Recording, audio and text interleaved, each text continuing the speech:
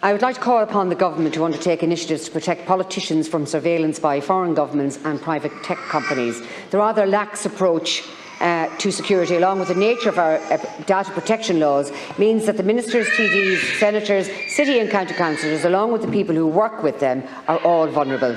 Within the last week, major concern was expressed about the use of Hikvision CCTV in the houses of the Oireachtas.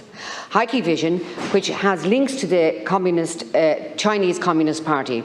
The manufacture of security equipment was banned in several jurisdictions over security concerns. In Italy, there were concerns that the devices that sent data back to China. The same company is also implicated in human rights abuses of the Uyghur people. The Irish Council of Civil Liberties has said, in addition to the risk that cameras inside the Oireachtas may be reporting back to China, security researchers regularly find new security vulnerabilities that allow hackers to seize full control of various types of Hikvision cameras. I won't comment on the work being done by the National Cyber Security Centre and the Office of Public Works, but I would urge that some consideration be given to how vulnerable politicians are being compromised.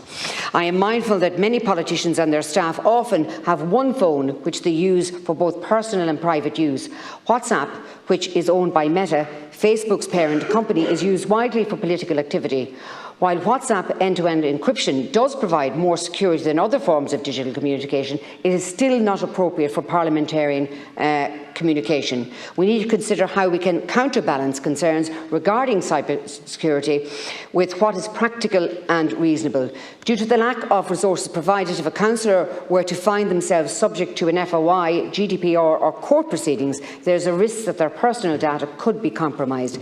Many local and national politicians need training on how they can best protect themselves. While the government is now looking at banning telecommunication companies from using high-risk vendors, which could potentially include Chinese companies, the US government banned TikTok on all federal government devices.